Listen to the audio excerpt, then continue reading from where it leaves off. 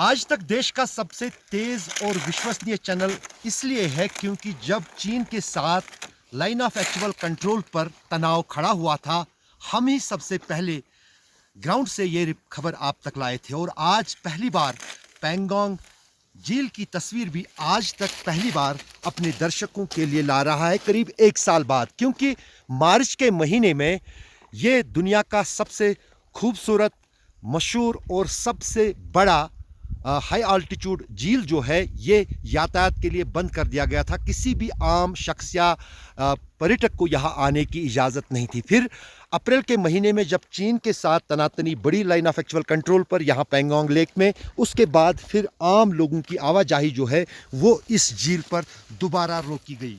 अगर आपको मैं इस झील को समझाऊं तो आप समझ सकते हैं कि ये झील जो है कई किलोमीटर पर फैला हुआ है।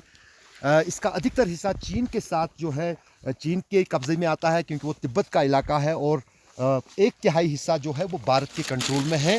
और 2021 से पहले इस झील पर कोई तैनाती सेना की नहीं होती थी, दूर दूर होती थी तैनाती, लेकिन बिल्कुल जो आमने सामने है वो पहली बार इसी साल 2020 में शुरू हुआ था, जब चीनी सेना ने यहाँ पर जमावड़ा शुरू किया था। और उसके बाद भारतीय सेना ने भी अपनी तादाद जो सैनिकों की है वो लगातार बढ़ाई थी, यहाँ तक कि 50,000 सैनिक अभी भी लाइन ऑफ एक्चुअल कंट्रोल है। जो पूरा इलाका आप देख रहे हैं लाइन ऑफ एक्चुअल कंट्रोल है, चाहे झील के उस तरफ हो या इस तरफ हो, दोनों तरफ ही लाइन ऑफ कंट्रोल है। इस झील के उस सिरे पर चुशुल का इलाका आता है, जो बिल्कुल इस सिरे पर है, और वही मीटिंग पॉइंट है भारतीय और चीनी सेना के बीच में।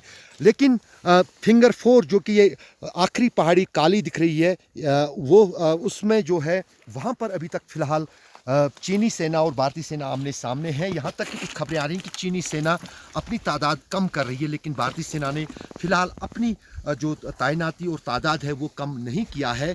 लेकिन बातचीत जो है दोनों देशों के बीच में अलग अलग स्तरों पर चल रही है, जिसको चीन ने भी माना है। यहाँ तक कि 13 जनवरी को लद्दाख यूनियन टेरिटरी के प्रशासन ने फैसला लिया कि खास परमिट लेकर पर्यटकों को अब पैंगोंग लेक के इस हिस्से में आने की इजाज़त होगी।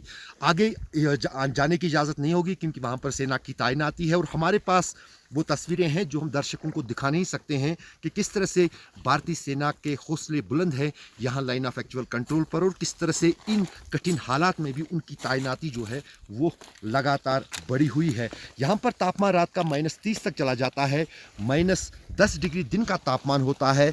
और ये झील अधिकतर अब जमने लगा है धीरे धीरे, लेकिन साल्टी वाटर होने के कारण, यानी खारा पानी होने के कारण फ़िलहाल झील पूरी तरह से नहीं जमा है, लेकिन आने वाले दिनों में ये झील पूरी तरह से जम जाएगी।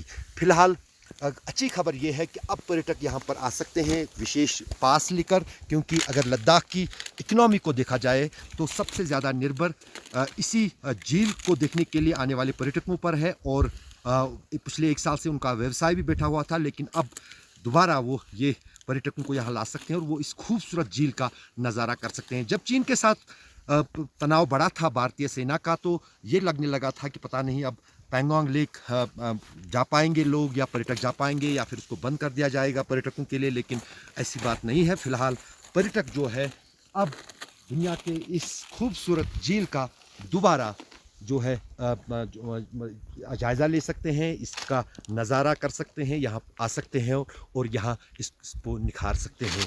ख़ास तौर से अब इससे भी ये साफ जाहिर होता है कि कहीं ना कहीं जो लाइन ऑफ एक्चुअल कंट्रोल पर पिछले कई महीनों से चीनी सेना के साथ तनाव बना हुआ है, उसमें फ़िलहाल जो है तनाव धीरे धीरे कम हो रहा है।